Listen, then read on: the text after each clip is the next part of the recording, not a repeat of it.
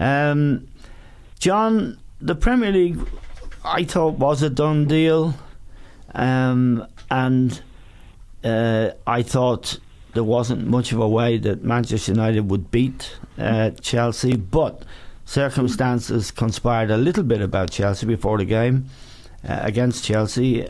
Courtois unable to play, and then Alonso taking ill in the warm-up, and they had to rearrange their team very late in the day. United left Ibrahimovic out, and they slaughtered Chelsea. Yeah, they played very, very well. But what we must remember too, it wasn't just the Manchester United match. They were beaten by Crystal Palace. Yep. Very unexpectedly. At home. That was the big surprise. Manchester United was a surprise up to a point, but not the big slip up actually was Crystal Palace, in my opinion. And I'd say there would be reasonable reason, Eamon, with the illness, because one or two of the other players might have had it. Yeah, there was a virus in the club. So it certainly looked that way watching Chelsea play. I've never seen Chelsea as low key, if that's the right word, for a big match, where Manchester United were really up for it in a way that Chelsea just did not match, and they were by far the better team on the day. So it's a worrying time for Chelsea. It's down to 4 points, and the nerves are bound to be gone a little bit.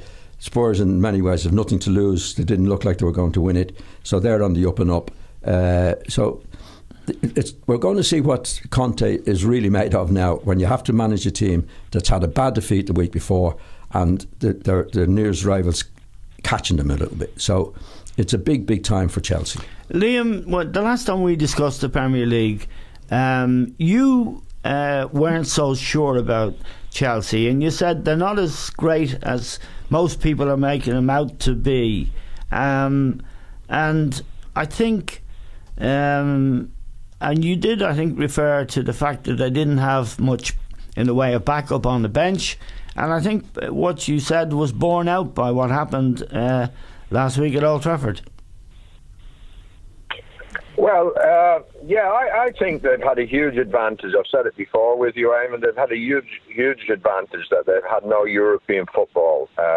So Conte has been able to get that side consistently out on the park, but like John, I would agree that the Crystal Palace probably defeat has created a doubt in their mind, and with Tottenham on such a winning run, I think they've gone 7 games winning 7 out of 7, and scoring a lot of goals and looking like they're never really in difficulty in any game.